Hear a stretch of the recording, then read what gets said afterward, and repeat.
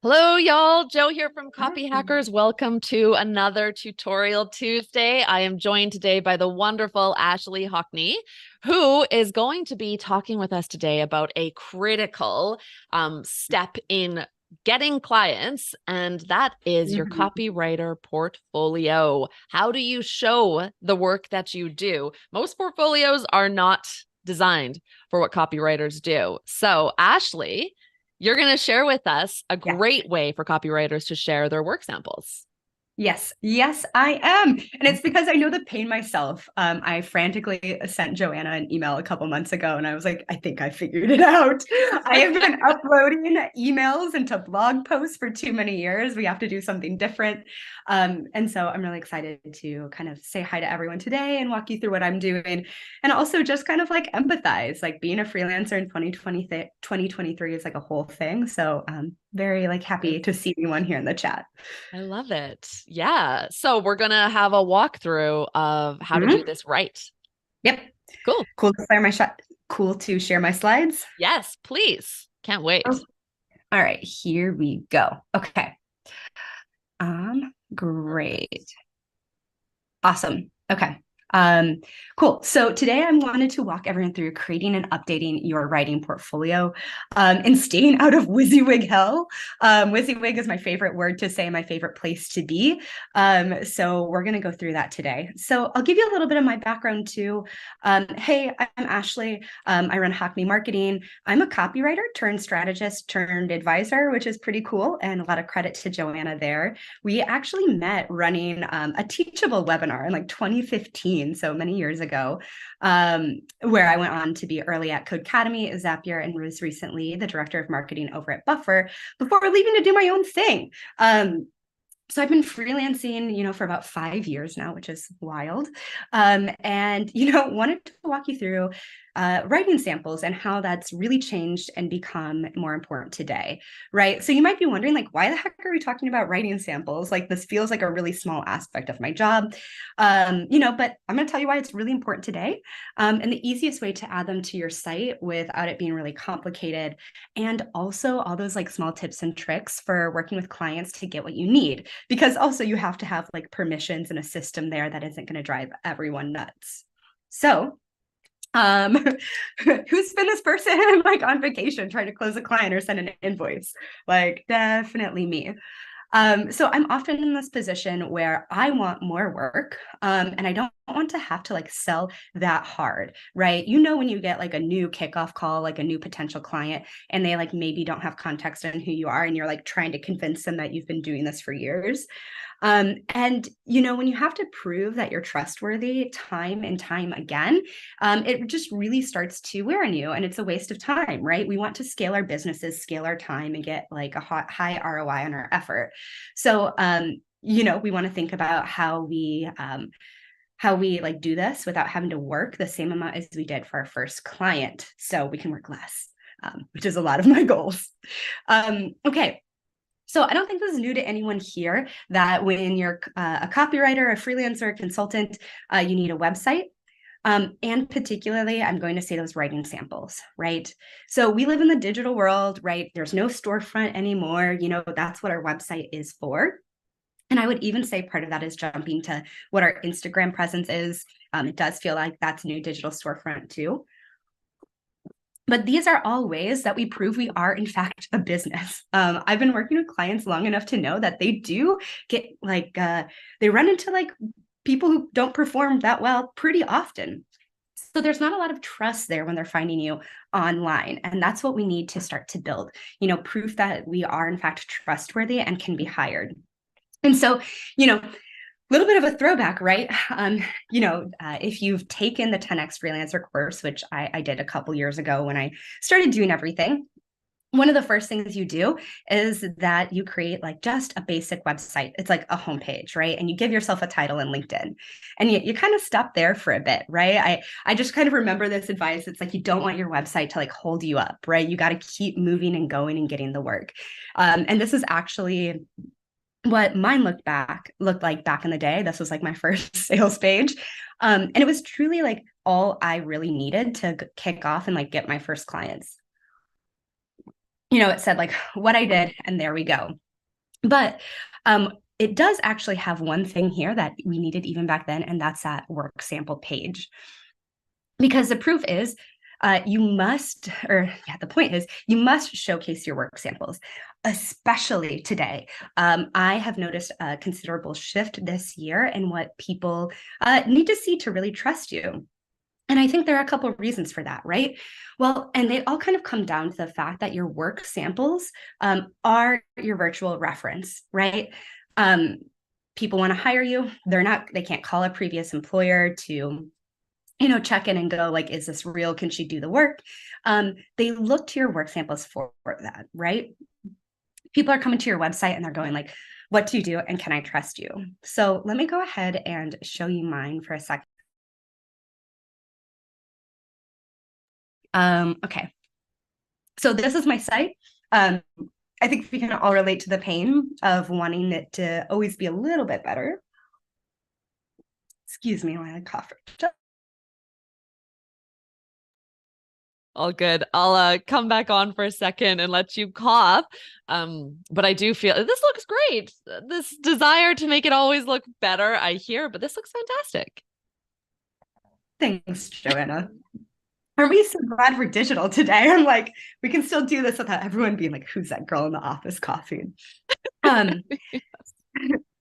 Yes. So this is my website today. There's always things you want to change, but really, if you've got this and this page, you're doing okay. And I keep mine front and center too. Okay. All right. So why are they important today? Well, I think we're all pretty aware that ChatGPT is really impacting the copywriting business. And so a lot of the times what's happening is people want to know, like, are you better than what a robot can do? Which feels a little bit crazy, but it also makes sense. Despite many people going like, Ashley, are you getting out of copywriting like ChatGPT? I'm like, no, absolutely not. In fact, I've seen more of a demand for blog posts and at a higher rate than I ever have. And that's because people go like, well, if mediocre content is just going to be like super common, what I need is something that's really going to shine. And they want to see it. And so being able to prove that you are, in fact, like a specialist, you're a conversion copywriter, is what's going to mean that people are still ready to hire you.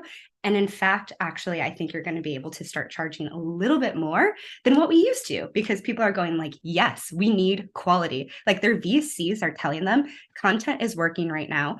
Paid is soft as a channel. There's, due to GDPR, it's harder to find people. I think social media is changing a lot. So there's like kind of this like cool place where content is becoming important. And if you can prove you're great at it, you're in a good spot. So the other thing is that when you're working with clients, and you probably know that, work samples help them say yes internally. Like I know this from when I was at Codecademy. You go like, hey boss, I need help. I found someone. And they're like, well, can I trust them? And if you send over a website and samples, they go like, sure, bring them in. And then also, if you're someone who is working in an SEO capacity, people really want to know that you can create at a consistent cadence, right?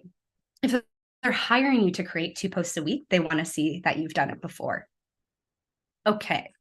So the other big thing today that I've seen that I feel like most people aren't talking about, and that we really should, is that in 2023, you are absolutely your own company.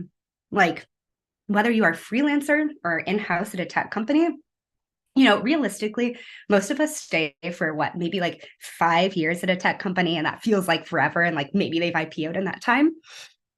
And so what that means is we really need to start to acknowledge that we're our own business for the next like 20 to 30 years, which feels pretty wild.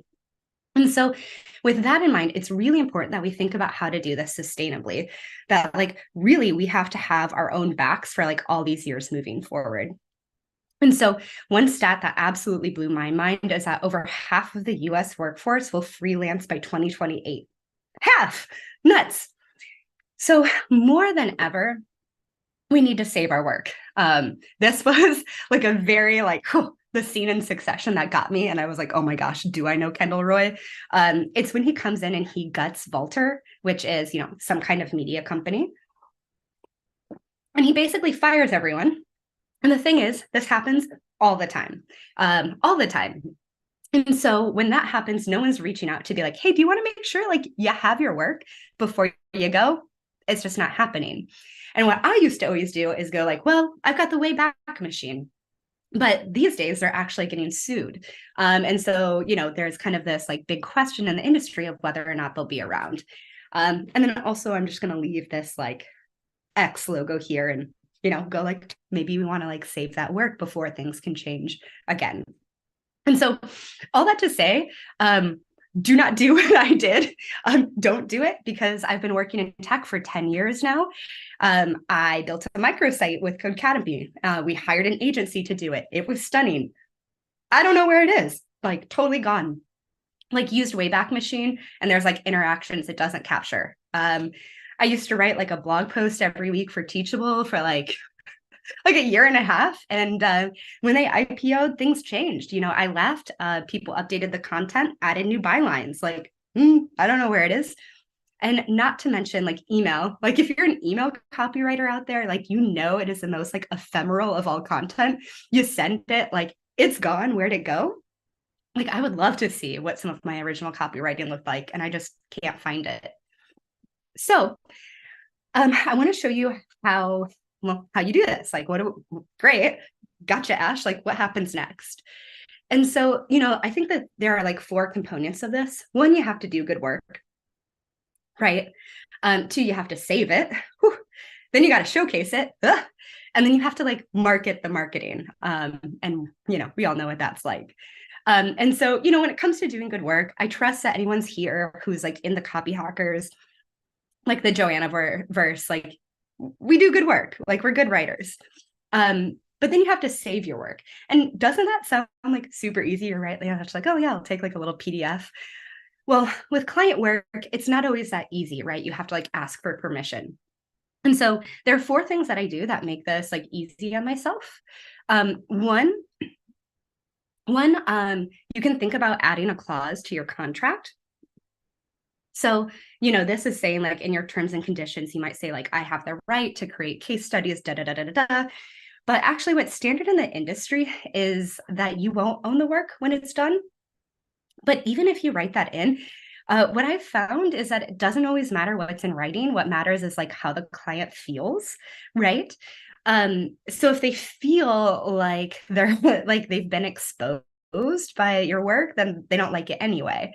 So, in addition to that, what I do is I add reporting and iteration into my scopes of work. This is something I like to do anyway, especially if I'm like writing emails where it's like, oh, well, we'll go back and see how that subject line performed in an onboarding sequence, right? And maybe we'll like iterate.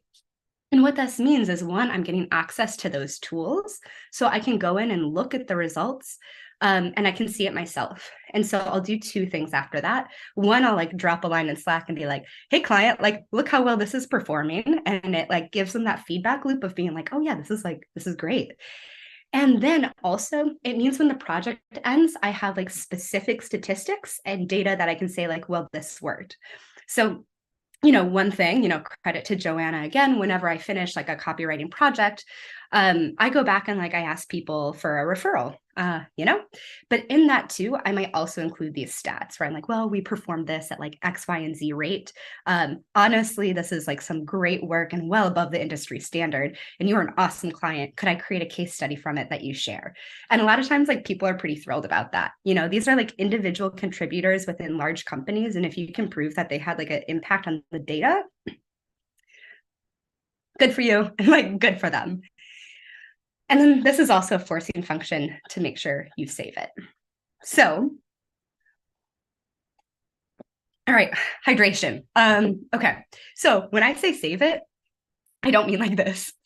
And like, I'm like a little embarrassed to admit that like, this is how I was saving my work until somewhat recently. Ooh, it's like somewhere on some external hard drive that I updated over the holidays one year. And it didn't do that much for me. So instead, we want to think about doing something like this. Yes, we all want to do marketing on our work, but we absolutely have to make sure we have a record of it. And so this is what I call the writing portfolio. Generally, I like to have like my actual branded website, right? And then also something that starts to showcase those samples. And I'll show you mine now. So we're going to jump into this chat here. Okay. And what you see here is these are my samples, and I'm going to zoom out a bit. I'm so sorry. I'm, not in full presentation mode. We're going to go back and forth between a whole bunch of tabs right now. So in my portfolio here, there are a couple things that are happening. One, it's pretty easy to quickly scroll through everything I've done. And then also too, I like to include basically what are my deliverables here in categories or collections. So people can really easily look at websites, the email work I've done or blog posts and make it like very nice and easy. And then also what this allows me to do is when I'm closing a client and they go, okay, we're a B2B like e-commerce business and we're looking for emails.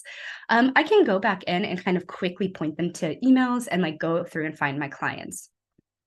And so you're probably like, yes, we know this. Most of your clients want to see work that's relevant, robust, and really, really ridiculously good looking. And so what I mean by that is what's relevant to the project, right?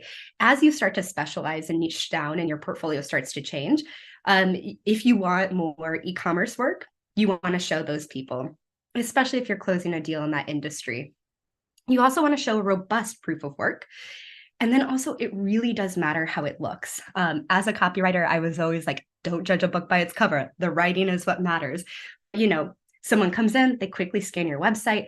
They really want to know, it's really going to quickly tell them like how professional you are, which is such a pain for us because it's so hard to upload. I don't know if you can relate to this. This is truly like my previous Wix site where I am like uploading emails into a drafted blog post that I like can somehow share a link to keep things private. It was quite painful. The editor just isn't built for that. And that's okay. It could probably do it with like a designer, which I am not. And so instead, what I wanted to do today was quickly walk you through Authory and how I've started to use this. Authory is a client of mine. We were working together. I was helping them develop their marketing program and doing some copywriting for them. And then they were like, well, we want copywriters to be able to use our tools. And I was like, but wait, you need like specific tools. I'm like, cool, Ash, just like tell us what, and we'll like build it. And I was like, wait, really? Yeah. And so what we've put together here are like tools that make it really easy for anyone to upload websites, articles, especially emails, podcasts, like all that multimedia stuff that feels really hard. And it can live also within your work sample tab rather than just on your portfolio. So I wanted to quickly show you how that works. If you want to set it up with me right now, you can feel free to log into Authory and we'll go through it. I'm also going to share with everyone like a 20% off code on this. Truly, when I started using these tools, I was just like, oh my gosh, copywriters need these. And their founder, Eric, was like, cool, yeah, like we're still growing, like give everyone a coupon. I was like, yeah, let's do it. Great. So coming down into this then. All right. So let's start from the beginning. So when you log into your account, one thing that will happen is you're going to go through and you're going to be asked to add your content. And what you can do is just quickly add like one publication like this. You hit add, and then all of a sudden, all of your articles are automatically added to your portfolio. It's very cool. But the thing that really gets me is how we can start to add newsletters as well that show up in your site. So if I walk you through my portfolio here, we can go into something like websites. I can go into the Codecademy sales page. I like quickly dropped in the laziest case study. This is like, a video explaining how I did it. And you can see their full homepage here. And I love this because it's super clean. It's really scrollable. I can show you also, if we look at email copywriting, So I wrote this welcome sequence for Junie. You can see the stats are up here again. I love this feature. And my whole onboarding flow is like right here in the app. And what's really neat, and Joe, I know we're close to time, so you can tell me if we're getting there, but I'll show you very quickly how I uploaded everything. We'll do a little tutorial because it is Tutorial Tuesday after all. So let me go ahead. I'm going to reshare a different tab. Okay, here we are. So this is my Authory dashboard. You can see that here. I'm just going to go and I'm going to add content. Here's where you can add articles, videos, PDFs. I love emails because you can actually go ahead and let's say I wrote something for Junie. I have this email address. I can just forward an email straight to my account and it's going to show up, which is like pretty cool. I can also upload multiple screenshots just by doing this. And that is how I uploaded my like onboarding flow that I wrote. So this takes like a few minutes to upload. It's like seconds. I'm just like quite impatient. And I will show you what it looks like because I'm always pretty stunned. I'm gonna look at chat if anyone has any questions right now. It's not a question so far, Ashley. People are just loving it and wondering if you're able to share the presentation afterward. Yeah, totally. Okay. Yes. Yeah. Fantastic. Thank you.